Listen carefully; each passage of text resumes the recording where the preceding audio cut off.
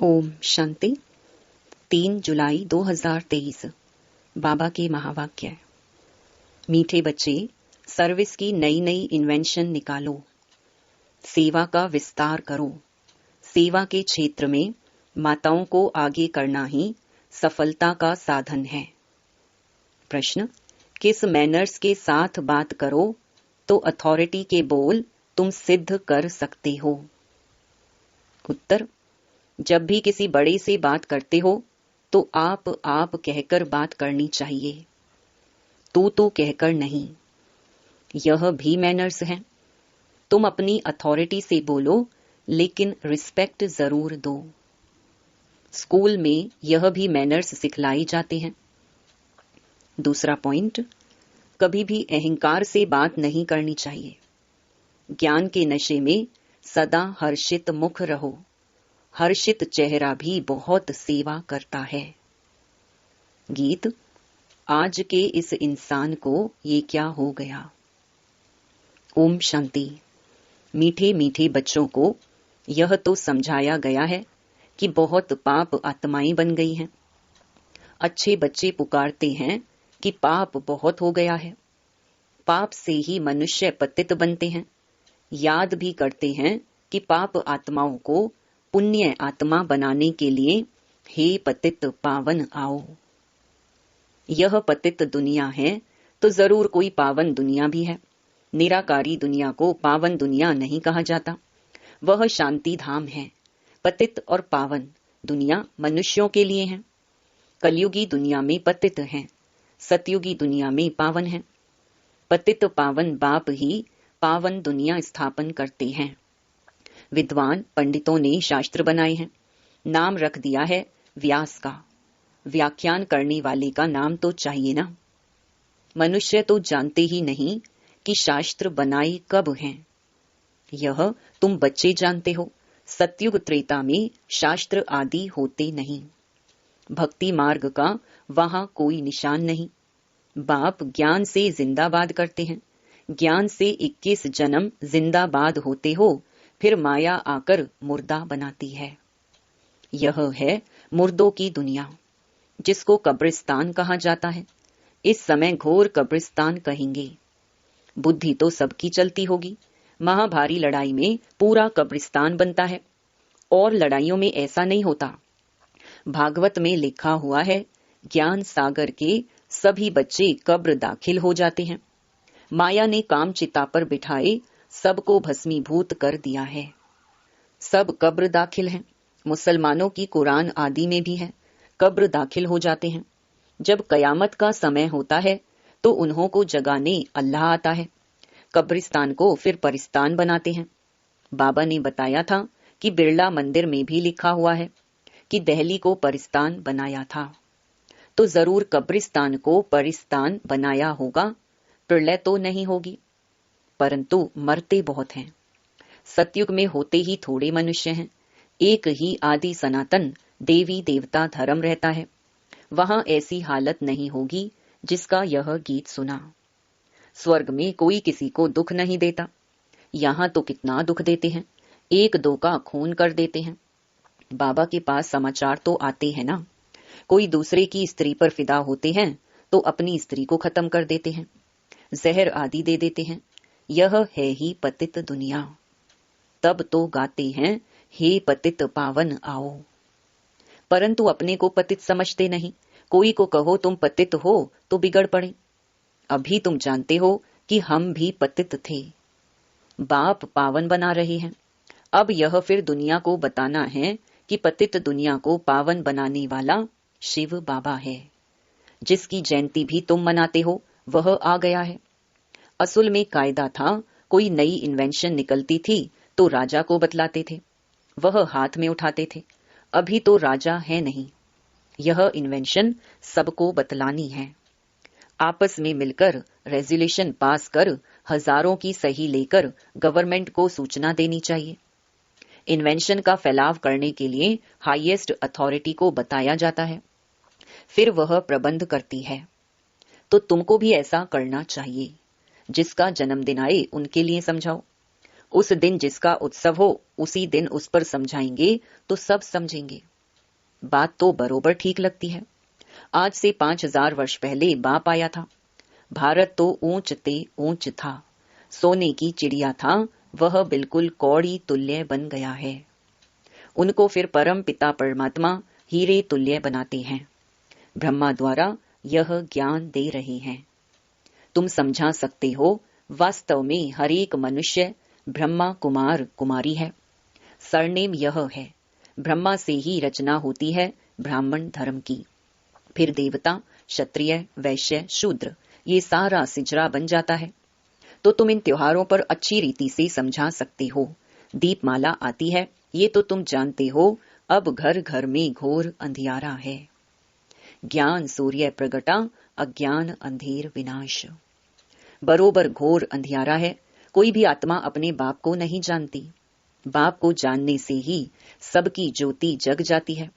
उनको क्षमा भी कहा जाता है। तो ऐसे मुख्य पर्व पर तुम बहुत अच्छी रीति समझा सकते हो। तुम गवर्नमेंट को भी समझाओ, तुम्हें अभी खास आगे बढ़ना है, माताओं को आगे करना है, इसमें पुरुषों को लज्जा नहीं आनी चाहिए। तो बाप समझाते हैं कि कैसे तुमको जगाना चाहिए। आपस में मिलकर के सही माना हस्ताक्षर लेकर के फिर समझाओ। तुम हर एक वास्तव में शिव के बच्चे हो। ऐसे नहीं कि सभी शिव हैं। बाप तो एक है। वह है रचयिता, पतितों को पावन बनाने वाला। एक मेमोरेंडम बनाना चाहिए। मुख्य जो बड़े हैं उनको बताना चाहिए। तुम तो मनुष्यों को जगाते हो। मनुष्य समझते हैं गंगा में स्नान करने से पावन बनते हैं, परंतु गंगा तो पतित पावनी नहीं है। पतित पावन एक ही निराकार है। ज्ञान की वर्षा करने वाला ज्ञान सागर वह है। बाकी यह सब है अंधश्रद्धा। अभी तुम बच्चों को अथॉरिटी मिली है। शास्त्रों में लिखा है कुमारियों द्वारा ज्ञान बाण मरवाई हैं। अच्छे अच्छे बच्चे काम कर सकते हैं, भाषण आदि कर सकते हैं। सेना में नंबरवार तो होते हैं ना। बातचीत करने में भी मैनर्स चाहिए। अपने से बड़े को हमेशा आप कहा जाता है, परंतु अनपढ़ बच्चे आपके बदले तू कर बात करते हैं। पढ़ाई से भी बुद्धि में मैनर्स आते हैं। टीचर्स फिर भी अच्छे होते हैं जो पढ़ाकर मर्तबा पाने लायक बनाते हैं। कैरेक्टर्स भी रजिस्टर में लिखते हैं। आजकल तो इतने कैरेक्टर वाले हैं नहीं। दुनिया में गंद ही गंद है। गीत में भी सुनाना कि क्या हाल है। तुम बच्चे जानते हो, अहो भारत हमारा कौन कहलाए। भारत स्वर्ग था। सन्यासी लोग तो कह देते हैं यह सब आपकी कल्पना है। उन्हों को क्या पता स्वर्ग क्या होता है। हाँ, कोई निकलेंगे जो देखकर बड़े खुश होंगे। यह चित्र बड़ी अच्छी चीज है। पांडवों के बड़े बड़े बुत बनाते हैं। इतने बड़े कोई थे थोड़े ही। रावण को कितना बड़ा 100 फुट का लंबा बनाते हैं। दिन प्रतिदिन लंबा बनाते जाते हैं। रावण की आयु बड़ी हो गई है, 2500 वर्ष आकर हुए हैं। तो तुम दशहरे के दिन पर भी अच्छी रीति समझा सकते हो। यह रावण की राजधानी है। इसको डेविल वर्ल्ड कहा जाता है। अखबार में भी कोई ने डाला था, यह राक्षसी दुनिया है। अगर कोई बोले तुम आसुरी राज्य क्यों कहते हो, बोलो फलाने ने अखबार में भी रावण राज्य कहा है। बाप भी जब आए थे तो कहा था यह आसुरी दुनिया है। दैवी राज्य तो सतयुग में होता है। ऐसे ऐसे मिलकर राय निकालनी चाहिए। एम ऑब्जेक्ट क्लियर है। बाहर बोर्ड पर भी एम ऑब्जेक्ट लिखी है। कोई भी स्कूल में अंधश्रद्धा की बात नहीं होती। सत्संग जो भी हैं वहां वेद आदि सब अंधश्रद्धा से सुनते हैं। अर्थ कुछ भी नहीं निकलता। अब बाप कहते हैं, हे भारतवासियों, तुम बड़े बड़े उपनिषद आदि कब से पढ़ते आए हो। सतयुग से तो नहीं कहेंगे। वहां यह भक्ति मार्ग का अंश नहीं। इनको भक्ति कल्ट कहा जाता है। आधा कल्प ब्रह्मा की रात भक्ति मार्ग शुरू होता है। भगवान जरूर आता है तब तो शिव जयंती मनाई जाती है, नहीं तो वह निराकार कैसे आया। जरूर शरीर का आधार लिया होगा। तुम जानते हो बाप ब्रह्मा के तन का ही आधार लेते हैं। उनको आना ही भारत में है। बाप का जन्म भी भारत में ही है। ब्रह्मा का भी भारत में ही है। बाबा ने विराट रूप के लिए भी समझाया है ये ब्राह्मण धर्म है चोटी। अब प्रैक्टिकल में तुम हो ना। हम ब्राह्मणों के ऊपर शिव बाबा निराकार है, फिर ब्रह्मा का तन दिखाना पड़े। ये सरस्वती और ये ब्राह्मण कुल, फिर देवता कुल, क्षत्रिय कुल, इतने इतने जन्म लेते हैं।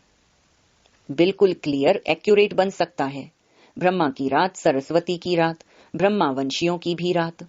दिन में फिर सब ब्राह्मण सो देवता बनते हैं।